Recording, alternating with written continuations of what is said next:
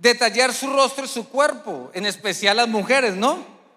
Y usted se ve al espejo y dice: ¿será que todavía estoy bonito o ya soy feo? ¿Será que todavía estoy flaco o ya tengo unos kilitos de más? ¿Tengo manchas en mi piel o todavía mi piel es que perfecta? Y desde que el hombre está aquí en la tierra empezó a tener la iniciativa, el deseo de saber cómo es. Por eso se veía en las fuentes de aguas, el resplandor de la luz rebotaba en el agua y podía ver como si fuera un espejo. Y de hecho usted conoce la historia de un personaje que murió queriéndose abrazar porque de tanto mirarse se enamoró de él mismo. ¿Se acuerda de quién hablo?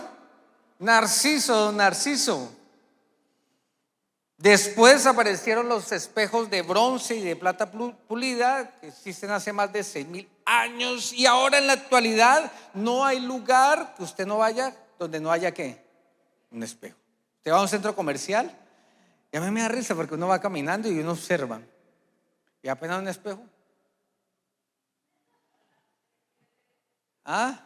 Se van caminando así, espejo, saca la colita, posan y siguen caminando. Nos gusta mirarnos.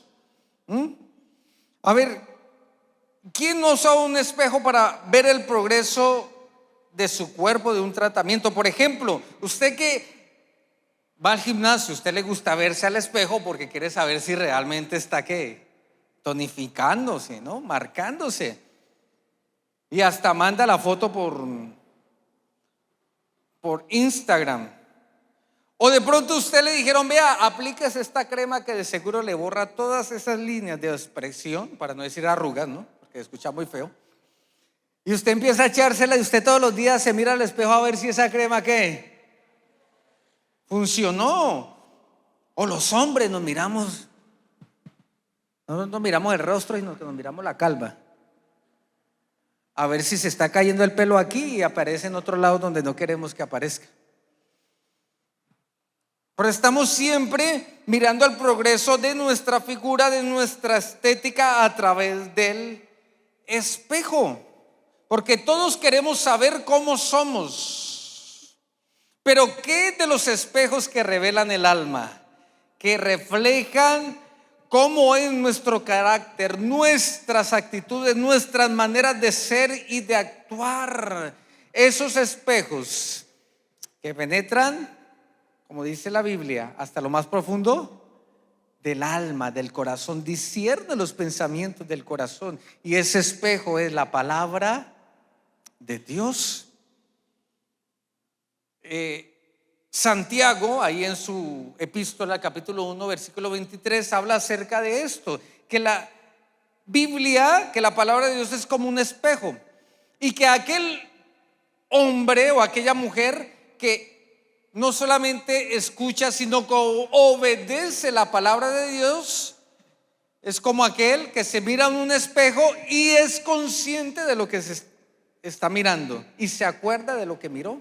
O sea, es detallista. Pero aquel que no hace lo que la palabra de Dios dice es como aquel que se mira en un espejo y que ni se acuerda. Es como aquel que se mira a un espejo y no se detalla para mejorar. Usted se mira en el espejo es con el deseo de ¿qué? De mejorar su aspecto físico. Saber cómo si ese pantalón le horma bien, ¿no? Si esa camisa le luce, si ese color, si esos lentes le lucen con el contorno de su rostro. Pero qué tal que yo me mire en un espejo y ni siquiera me acuerde si me veo bien o me veo mal. Entonces, ¿para qué? Y hago el oso. Oiga, pero usted como que se peleó con la plancha, ¿no? Le dicen a uno. ¿Por qué? Porque no te viste en ¿qué? En un espejo. Venga, hay unos que le hacen como así y empiezan a hacer así. ¿Pero qué me querrá decir? Es que no se miró en el espejo y tiene una lagañita ahí. La palabra de Dios es el espejo del alma, del ser humano. Y deberíamos mirarnos en ese espejo de la Biblia para ver nuestros progresos o el deterioro de nuestra alma o de nuestro yo interior. Deberíamos vernos en el espejo de la palabra de Dios para recordar cómo éramos antes y cómo somos ahora, si hemos cambiado, si ya no somos esos flacos ahí, languiduchos espirituales, sino que ya nos vemos fortalecidos.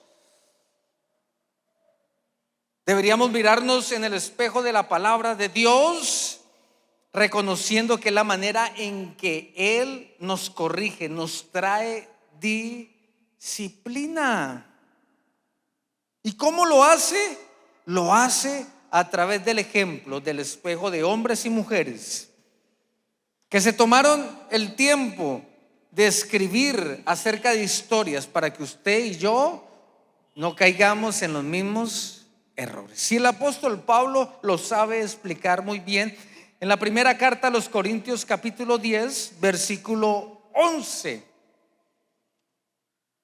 dice la palabra de Dios: estas cosas le sucedieron a ellos como ejemplo para nosotros. Se pusieron por escrito para que nos sirvieran de advertencia a los que vivimos en el fin de los tiempos.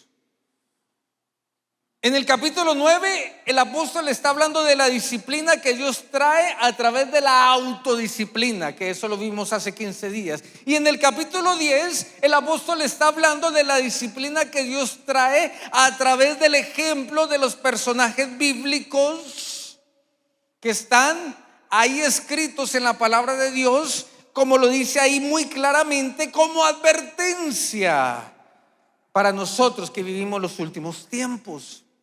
Es la manera en que Dios nos corrige, es la manera en que Dios aplica disciplina a nuestra vida. Y pone el ejemplo del pueblo de Israel. Si usted lee el versículo 1 del capítulo 10, leámoslo para saber lo que dice. Dice: amados hermanos, no quiero que se olviden de lo que les sucedió a nuestros antepasados hace mucho tiempo. ¿A dónde? En el desierto. Todos fueron guiados por la nube que iba delante de ellos, y todos caminaron a través del mar sobre tierra seca. Todos ellos fueron bautizados en la nube y en el mar como seguidores de Jesús. Todos comieron el mismo alimento espiritual y todos bebieron la misma agua espiritual, pues bebieron de la roca espiritual que viajaba con ellos, y esa roca era Cristo. Hasta ahí comprendemos, ¿no? El pueblo de Israel disfrutó de lo mejor que Dios le puede dar al ser humano, una liberación especial a través de las plagas de Egipto que mandó sobre esa nación. Vio cómo se levantaba una torre de fuego, una columna de fuego para guiarlos, para darles calor, una nube para protegerlos del sol y del día. Vio el pueblo de Israel cómo abrió un mar, pasaron en medio, y los que iban atrás, que eran los soldados egipcios, se ahogaron. Dios les trajo la provisión material a través del maná, a través de unas codornices. Abrió manantiales de agua. Vieron milagros, todos, cada uno de ellos. Pero el versículo 5, ahí está la conclusión. Sin embargo, Dios no se agradó con la mayoría de ellos, y sus cuerpos fueron dispersados por el desierto.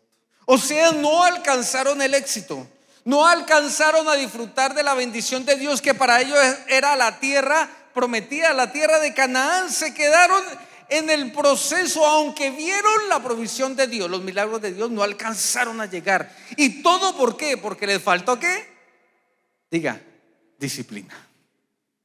¿Les faltó qué? Disciplina. Y qué hermoso tener un Dios que dedicó más de 4,000 años a preparar un libro para que a usted y a mí no nos pase lo mismo. ¿Usted quiere recibir las promesas de Dios? Dígale al que tiene al lado, hágale la pregunta: ¿usted quiere recibir las promesas de Dios? No se duerma, digo, tenga disciplina.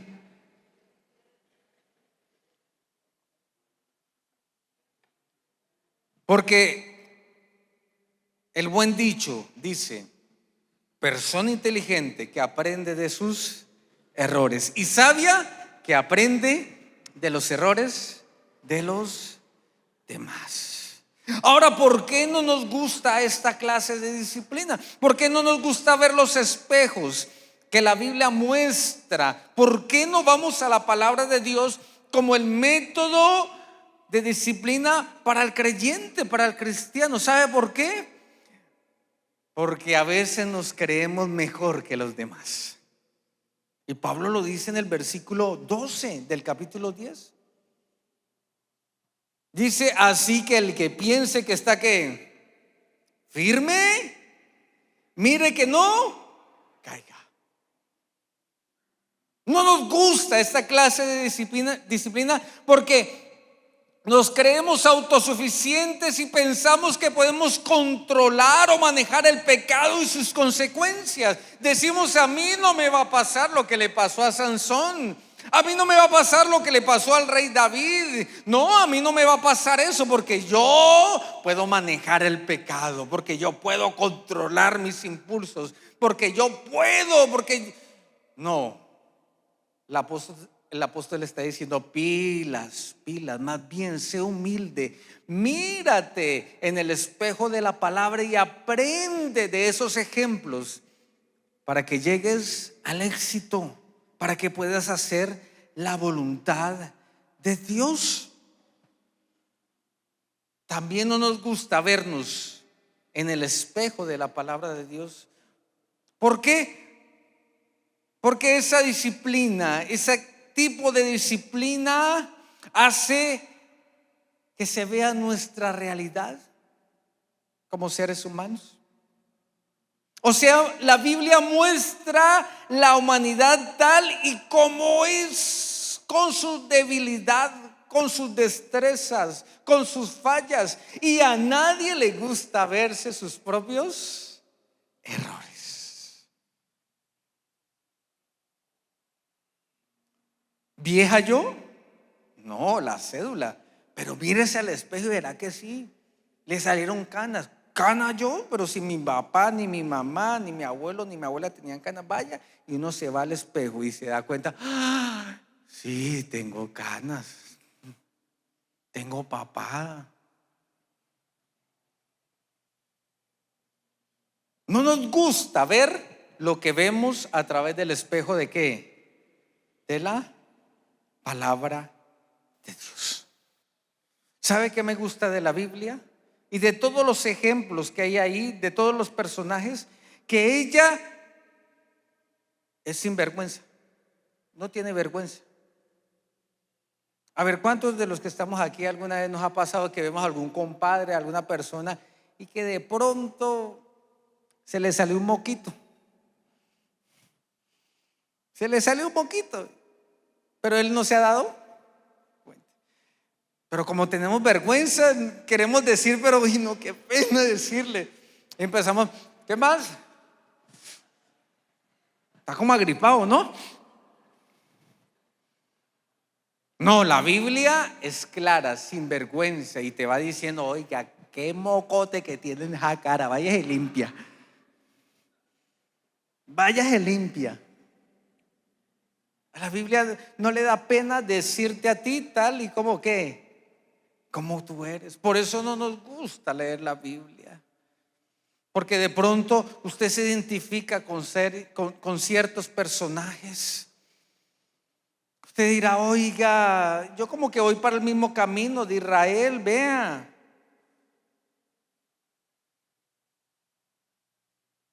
Entonces, no quisiéramos tener este espejo, pero ahí está, para que usted y yo que podamos vernos, ver cómo son nuestras relaciones, ver si las decisiones que estamos tomando son las correctas o no están tan correctas. Saber si nuestra forma de actuar va conforme a la ley de Dios o simplemente estoy haciendo lo que se me da la gana, me estoy justificando en mis acciones. Todo eso lo revela la palabra de Dios. Por eso Hebreos dice que la palabra de Dios es más cortante que toda espada de doble filo, que penetra hasta lo más profundo de ¿qué? Las coyunturas por allá adentro y revela la intención del corazón. Cuando vas a la palabra de Dios, tú te ves tal y como tú eres. Pero recuerda que ese espejo no es para acusarte, no es para burlarse de ti, no. Ese espejo es para mostrar la misericordia y el amor de Dios, que son tan grandes que te dice: mira, te amo tanto que quiero disciplinarte, quiero que mejores, quiero que en unos años te veas mejor, que hayas experimentado mejoras en tu vida, en tu carácter. Acuérdese, mi amado, que el pecado a veces es el resultado de la indisciplina, de no ser agradecidos. Israel, aquí el apóstol Pablo describe 4 tipos de pecados, 4 tipos de ejemplos, de espejos que de seguro usted y yo deberíamos tener en cuenta para no pecar contra Dios y para ser mejores y alcanzar el éxito. ¿Será que usted y yo estamos dispuestos a mirarnos en el espejo de la palabra de Dios? Y el apóstol habla acerca de ese ejemplo, de ese espejo del pueblo de Israel. Desde el versículo 6, usted va a identificar 4 historias. Usted va a identificar 4 sucesos del Antiguo Testamento que el pueblo de Israel pasó por ellos, tomaron malas decisiones, fueron castigados para que usted y a mí no nos vuelva a pasar. ¿Quieres saber? ¿Por qué? Porque le quiero enseñar de que todos los días en estos 4 aspectos usted tiene que mirarse en el espejo de la palabra de Dios, saber cómo va. ¿Empezamos? Dice, versículo 6: mas estas cosas sucedieron como ejemplos para nosotros, para que no ¿qué? Codiciemos cosas malas como ellos codiciaron. No seáis idólatras como alguno de ellos. Según está escrito, se sentó el pueblo a comer y a beber y se levantó a jugar. Primer episodio. Número 2: ni forniquemos como alguno de ellos fornicaron y cayeron en un día 23,000. Segundo episodio. Tercer episodio: ni tentemos a Dios como también algunos de ellos le tentaron y perecieron por las serpientes de ese entonces. Y el último episodio: ni murmuréis como algunos de ellos murmuraron y perecieron por el destructor. Qué triste, ¿no? El pueblo de Dios consumido en 4 tipos de pecados, pero gracias al espejo de la palabra podemos decir: no vamos a ¿qué? A errar, no vamos a fallar. La primera historia de la que el apóstol está hablando está en Éxodo 32. ¿Se acuerda cuando Moisés subió al monte de Dios a traer la ley de Dios? Y cuando bajó, ¿qué estaban haciendo? Habían hecho un becerro de oro. Y Dios los castigó. 3,000 muertos hubo en ese momento. Lo primero que yo tengo que estar pendiente al mirarme en el espejo de la palabra de Dios, para que no le pase a Israel o como le pasó a Israel, es disciplinar mi devoción. ¿Usted sabe por qué Israel falló? Porque no le dio el lugar, el centro que Dios merecía. Su devoción cambió por las circunstancias y dijo: Moisés se perdió, Dios nos abandonó, hagamos otro Dios para que nos guíe por este desierto. Eso se llama falta de devoción. Te miras al espejo y te preguntas: ¿cómo está mi devoción con Dios. Disciplínate en la devoción. ¿Cuánto nos gusta leer la Biblia? Cuando tengo insomnio, leo la Biblia y me da sueño. ¿Sabía usted eso? Para algunos es difícil las disciplinas de la devoción, el ayuno, la oración, la vigilia. ¿Para cuántos nos es fácil hacer un ayuno de 3 días? ¿Y los demás? Pastor, ni medio. Yo ayuno mediodía, o yo ayuno un día y en la noche me como el desayuno, el almuerzo y la comida. No, la Biblia dice: mírate en el espejo de la palabra de Dios. Mira lo que le pasó a Israel. Pon disciplina en tu vida devocional, o si no vas a terminar fracasando. La segunda historia está en Números 25, pecado sexual con las moabitas. Dios había dicho: no se van a relacionar con mujeres que no sean del mismo pueblo de Dios. Sin embargo, estos hombres fueron tercos y dijeron: no, necesitamos mujeres, necesitamos satisfacer esos deseos animales y primitivos. Pastor, usted sabe que la carne es débil. Cayeron en pecado y una plaga mató a 23,000 hombres.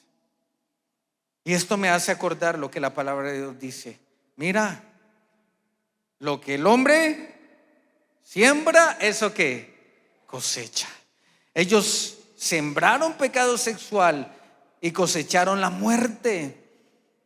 Y no nos gusta leer la palabra de Dios, porque la palabra de Dios me muestra que yo debo ser ejemplo de santidad, ejemplo de moralidad. Por eso te digo que si no quieres perecer como el pueblo de Israel, ten disciplina en tu vida sexual. Es difícil, ¿cierto? Sobre todo hoy con esta sociedad tan sensualizada. Pero ten disciplinas en tu vida sexual. Por ejemplo, ¿qué haces con un celular en una habitación oscura, en tu cama, ahí viendo redes sociales solo? Eso es indisciplina sexual. ¿Qué haces hablando con tus compañeros comentarios soeces de doble sentido? ¿Estoy disciplinando mi vida sexual? ¿Qué haces abrazando o sobando otra mujer o otro hombre que no sea tu esposo o tu esposa, teniendo confianzas extras? No, disciplina tu vida sexual y no vas a caer en el pecado. La siguiente historia está en Números 21, que fue cuando se quejaron contra Dios y Moisés a causa del alimento. Dijeron: no, Señor, no queremos más de tu provisión. Y usted conoce la historia. Llegó muchas serpientes y murieron, perecieron, a tal punto que ni siquiera pudieron contar los muertos. A Moisés le tocó ¿qué? Hacer un monumento, una serpiente de cobre, y dice: todo aquel que la mire será salvo. ¿Y qué me habla esto? De que yo debo mirarme al espejo y yo debo disciplinarme en la manera en que enfrento la adversidad. ¿Cómo enfrentas tú la adversidad? ¿Maldiciendo? ¿Hablando mal de Dios? Mire que el pueblo de Israel pecó contra Dios. ¿Por qué? Porque se quejó de su circunstancia, que no era la mejor. Pero aún así Dios había sido fiel con ellos. De hecho, Pablo nos enseña y nos dice: sé vivir contento ¿en qué? En la escasez y en la abundancia, porque todo lo puedo en Cristo que me fortalece. Sé darle gracias a Dios cuando estoy comiendo aguapanela con tostada o cuando estoy comiendo churrasco, sancocho de gallina. Sí, vivir de esa manera. ¿Cómo reaccionas? Disciplina tu reacción frente a la adversidad y no caerás, serás vencedor. Y lo último está en Números 14. La queja, la rebeldía, la incredulidad. Tenían sed y querían agua inmediatamente. Y dice que Dios ordenó a Moisés que golpeara la roca, pero él se dejó de llenar de motivos y golpeó la roca con ira, más de la cuenta, producto de la queja, de la rebeldía y de la incredulidad del pueblo. ¿Y cuál fue el castigo? No entrará ninguno de ustedes en la tierra prometida.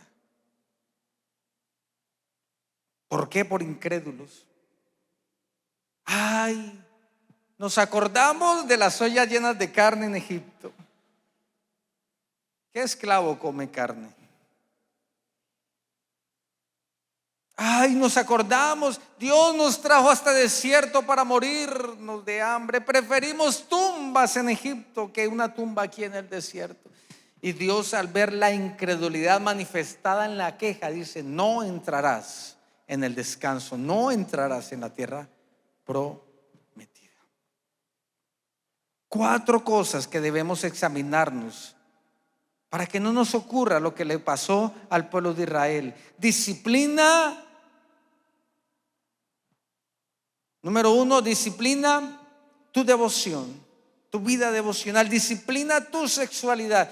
Disciplina cómo reacciona frente a la adversidad. Y disciplina el sometimiento a Dios y a tus líderes. Recibirás de parte de Dios fortaleza y serás vencedor. Mira lo que la Biblia dice. Mira los espejos, porque es inteligente aquel que aprende de sus errores, pero es sabio aquel que aprende de los errores de los demás. ¿Qué tal si te pones sobre tus pies y hacemos una corta oración?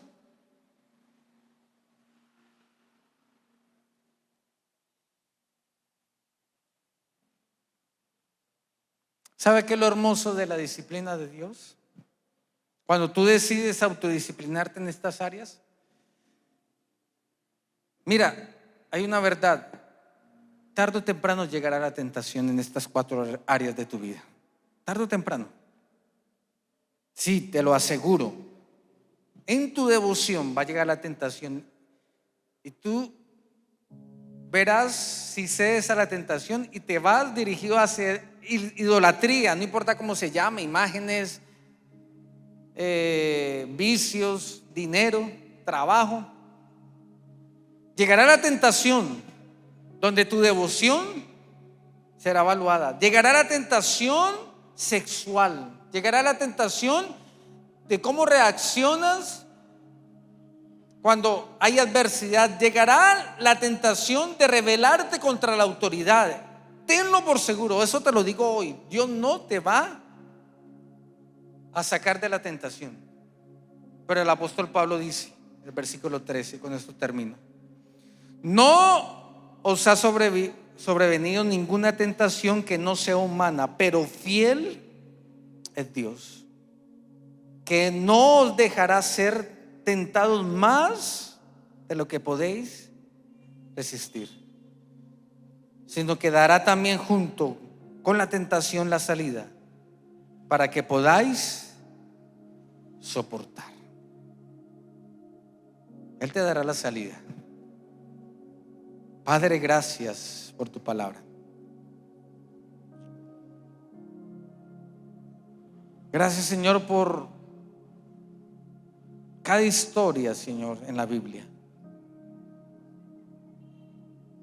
Gracias por la burra de Balaán, Señor, que nos enseña cosas. Gracias por Pedro cuando te negó, Dios. Gracias, Dios mío, por Pablo cuando perseguía a la iglesia, Dios. Gracias por David, Dios, cuando asesinó, cuando adulteró, cuando violó. Gracias a Adán y a Eva, Señor, porque cayeron en pecado. Gracias porque todo está en la Biblia, para que aprendamos, Señor, de que fiel eres tú y nos darás la salida para la tentación, Dios. Ayúdanos a vernos en el espejo de tu palabra. Oro por aquella persona que en esta tarde, Señor, está orando porque en su vida sexual ha habido tentación. Ayúdale, Señor. Aquella persona que está confesando su pecado, que se queja mucho por la circunstancia adversa, Dios, que se le seca el corazón apenas hay escasez, Dios mío, y empieza a quejarse contra ti. Padre, ayúdale, Señor, ayúdale, Dios, a no pecar contra ti, Dios. Aquella persona que en esta tarde está pidiendo fortaleza por su vida devocional, que prefiere, Señor, ver una película, una serie, Señor, 3, 4, 5 horas y no es capaz ni siquiera de orar 20 minutos. Padre, ayúdale, Dios, ayúdale.